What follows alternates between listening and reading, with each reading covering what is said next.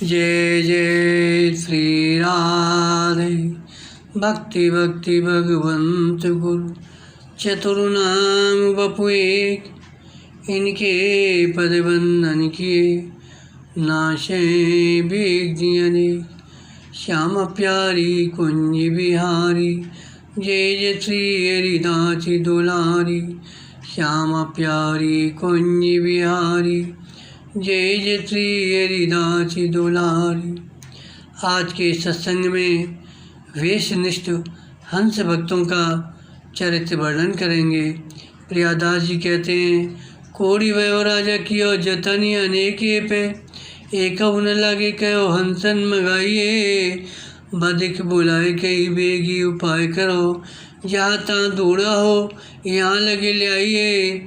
कैसे कर ले आवे वे तो रहे मानसर माज, लाभोगे छुटोगे तब जने चढ़ जाइए।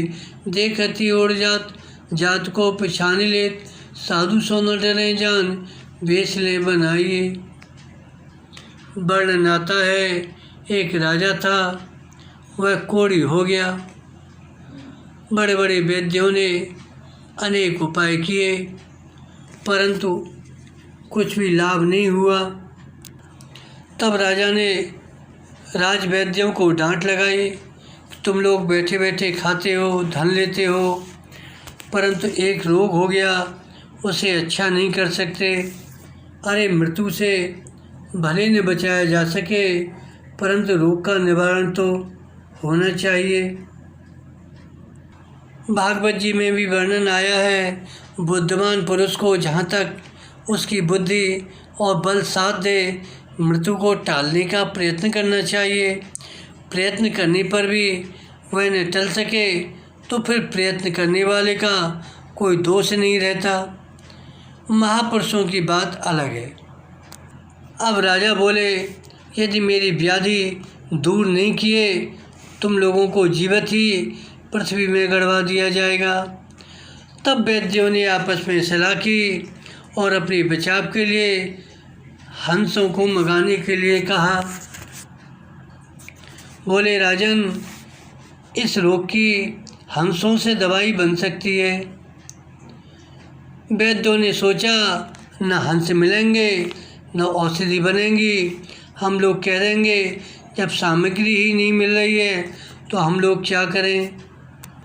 तो वैद्यों ने राजा से कह दिया, हंसों को मारकर बनाई हुई औषधि से आपके देह का कुष्ठ अवश्य अच्छा हो जाएगा। अब तो राजा ने बदकों को बुलाकर कहा कि हंसों को पकड़कर लाने का उपाय शीघ्र करो। जहाँ भी कहीं मिले उन्हें ढूंढकर मेरे पास ले आओ। बदकों ने कहा, हंस तो केवल मानसरोवर में रहते हैं, हम यहाँ कैसे लाएं। तब राजा ने क्रोध में भरकर कहा, यदि तुम हंस नहीं लाए तो तुम लोगों को कोलू में पैर कर तेल निकाला जाएगा। अब तो और यदि हंस ले आए तो तुमको मुंह मांगा इनाम मिलेगा। अब तो व्याध डर के मारे मानसरोवर गए परंतु उन्हें न तो मानसरोवर दिखाई देता न हंस ही। भला इन दुष्ट प्राणियों को यह दिव्य दर्शन कैसे हो सकता। इसके लिए तो दिव्य चक्षु चाहिए। उधर राजा की आज्ञा और प्राण दंड का भय था, इधर हंस नहीं मिल रहे थे। अतः व्याध बड़े खिन्न से इधर उधर भटक रहे थे। एक सिद्ध संत को व्याधों पर दया आई। उन्होंने व्याधों को एक सिद्ध गुटका बताई जिससे कि ये मानसरोवर पर पहुंच सकें, वहां का दर्शन कर सकें। उस गुटका के प्रभाव से ही व्याध मानसरोवर पहुँचे।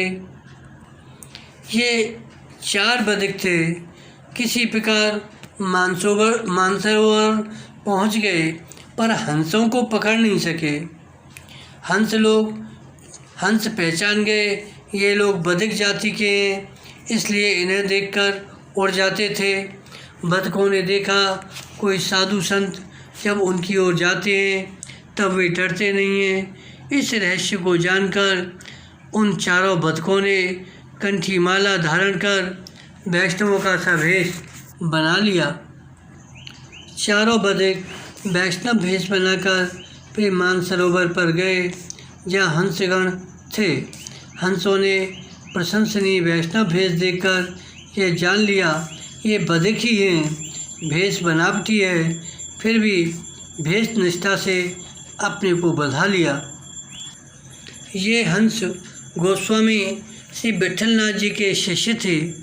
वर्णन आया है श्री विट्ठलनाथ जी ने यह प्रतिज्ञा की थी कि मैं नित्य प्रति जीवों को उपदेश देकर ब्रह्म संबंध कराकर भव से पार उतारूंगा। यदि किसी दिन ऐसा न हो सका तो उस दिन मैं अन्न जल नहीं ग्रहण करूंगा। इस प्रकार आप प्रणपूर्वक जीवों का उद्धार करते थे।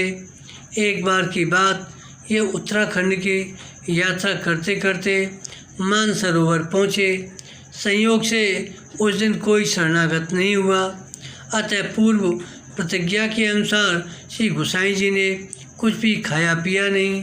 संघ के सेवकों को चिंता हुई कौन सा उपाय किया जाए। तब तक श्री गोसाई जी की दृष्टि मानसरोवर में विहार करते हुए हंसों पर पड़ी।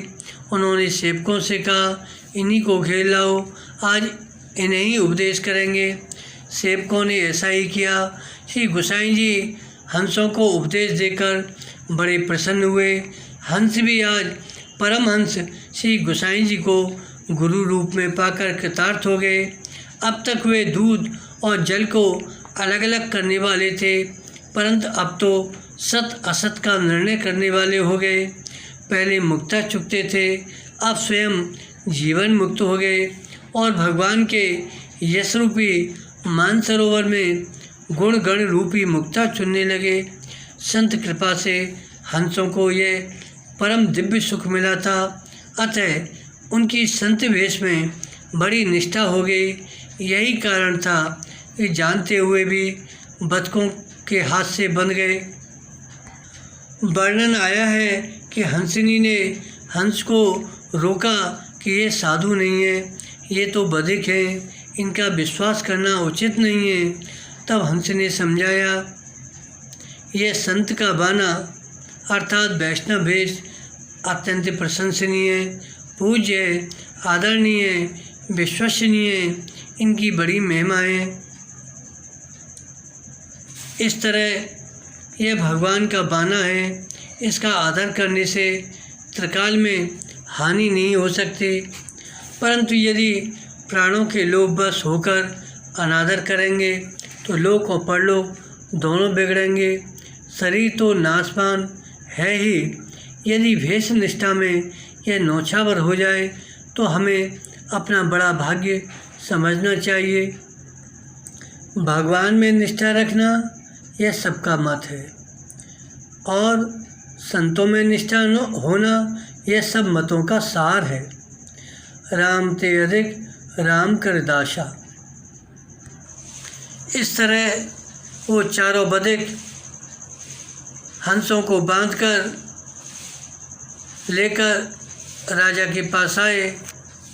हंसों को सभी मतों का तत्वज्ञ परम भक्त जानकर उन्हें बंधन मुक्त करने के लिए भगवान ने वैद्य का स्वरूप धारण किया और उसी राजा के नगर में जाकर यह घोषणा की, मैं कुष्ठ आदि असाध्य रोगों की सफल चिकित्सा करता हूँ। वैद्य रूपधारी भगवान ने अपना प्रचार करने के लिए वैद्य वैद्य की आवाज़ लगाई। सारा संसार ही तो रोगी है। सुनते ही सब लोग दौड़ पड़े। जो कोई जो भी रोग बताता, जरा सी दवा खिलाते पिलाते छुबाते ही रोग छूमंतर हो जाता। रोग रोते रोते आते, हंसते हंसते जाते। नगर भर में हल्ला मच गया।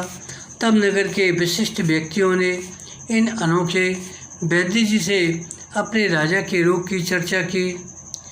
तो वैद्य जी बोले कि हम तो एक खुराक में ही अच्छा कर देंगे। तब तो सब लोग राजा के पास लिवा ले गए। राजा ने वैद्य जी का बड़ा स्वागत सत्कार किया। यहाँ एक बात बड़े महत्व की है।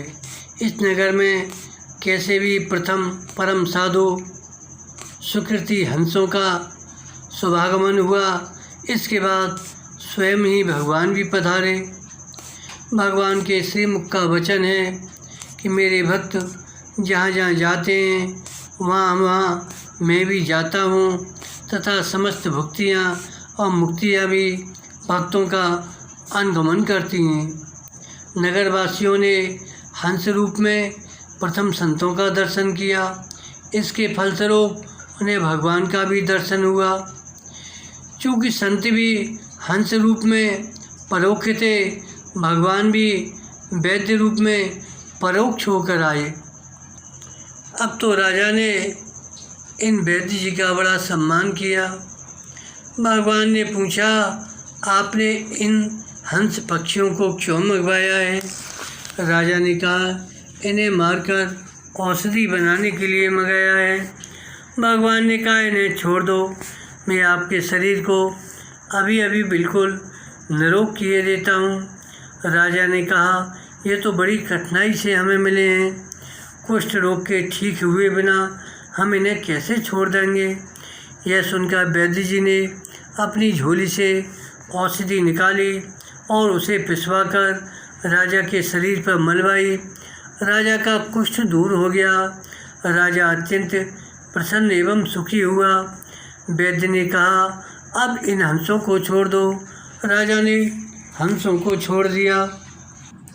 इस तरह संत भगवंत के परोक्ष दर्शन का फल यह हुआ, सबकी जन्म जन्म की व्याधि दूर हो गई। भगवान ने दवा देकर शारीरिक व्याधि तो दूर की ही, सबकी भव व्याधि भी दूर कर दी। वैद्य जी के चमत्कार को देखकर जिन लोगों को कोई रोग नहीं भी था, उन लोगों ने कुछ न कुछ गोली चूरन ले ही लिया। राजा ने वैद्य भगवान से विनती करते हुए कहा, आपकी इस दयालुता पर मैं अपने आप को न्योछावर करता हूँ। आप कुछ भूमि या गांव मुझसे ले लीजिए। वह बड़ा ही सौभाग्यशाली है जिसे आप अपना दर्शन दें। वैद्य भगवान ने कहा, हंसों के प्राण बचे, आपका कुष्ठ अच्छा हो गया, इसी में हमने सब कुछ पा लिया। अब यदि मुझे प्रसन्न करना चाहते हो तो भगवान और भगवान के भक्तों की सेवा करो। ऐसा करके परम दुर्लभ मनुष्य जन्म की सफलता प्राप्त करो। राजा ने वैद्य रूपधारी प्रभु की आज्ञा स्वीकार की और संपूर्ण अपने राज्य में यह आदेश लागू कर दिया कि सभी हरि साधु सेवा करें। इस प्रकार सारे देश में भक्ति का विस्तार हुआ। भगवान ने राजा को साक्षात दर्शन देकर बताया, हंस तुम्हारे पूर्वज हैं, ये भक्त थे। इन्होंने एक बार भूल से एक निरपराध वैश्य को कारागार में बंद कर दिया था। फलतः राजा के मूर्ख पुत्र ने राजा को भी कैद में डाल दिया और वे वहीं मरकर फिर हंस हुए। अधर्मी पुत्र के कुत्सित आचरण के कारण वंश में कुष्ठ होता चला आया है। वह कलंक अब मैंने सदा सर्वदा के लिए दूर कर दिया। परंतु देखो, अब कभी हंसों को मत सताना, नहीं तो धृतराष्ट्र की सी गति होगी। राजा के पूछने पर भगवान ने धृतराष्ट्र के पूर्व जन्म का इतिहास बताया कि वे पहले भी राजा ही थे। एक बार उनके बाग में हंसिनी आकर बस गए। समय पर हंसिनी ने सोहन दे दिए। एक बार राजा की आंख में पीड़ा हुई तो वैद्यों ने औषधि के लिए हंस के अंडे लाने को कहा। राज कर्मचारियों ने वही अंडे लाकर दे दिए। उससे औषधि तैयार की गई। राजा की नेत्र पीड़ा दूर हो गई। परंतु जब राजा को इसका पता लगा तो वे बड़े पछताए। अब पछताए होत क्या जब चिड़िया चुग गई खेत। उसी अपराध के फलस्वरूप राजा दूसरे जन्म में अंधे हुए। वे सब अंडे ही धृतराष्ट्र के 100 पुत्रों के रूप में जन्म लिए।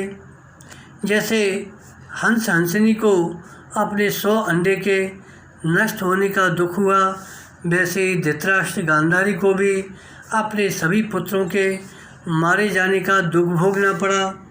इस तरह भगवान ने राजा को समझाया, अब कभी हंसों को मत सताना। हंसों की सी वैष्णवता ही सार तत्व है, यही जीवों का कल्याण करने वाली है। अतः इसे सभी जन हृदय में धारण करें। इस चरित्र को देखकर बतखों ने अपने मन में विचारा, जिस वैष्णव भेष का पक्षियों ने ऐसा विश्वास किया और उसी के फलस्वरूप उनके प्राण भी बच गए, ऐसे भेष को हम मनुष्य होकर अब कैसे छोड़ दें।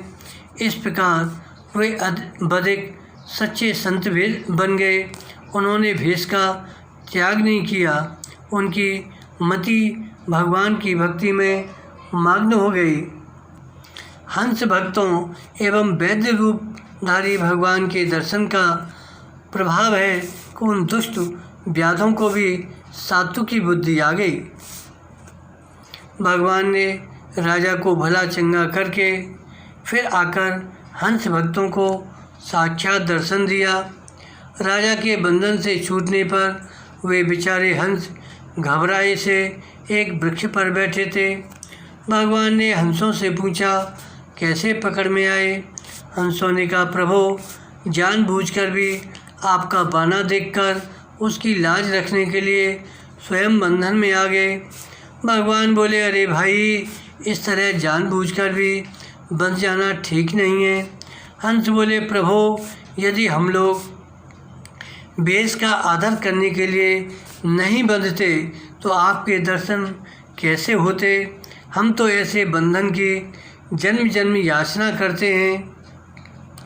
भगवान उनकी इस वेश निष्ठा पर बड़े ही प्रसन्न हुए। बोलो भक्ति भगवान की जय। जय जय श्री राधे, जय जय श्री राधे, जय जय श्री राधे।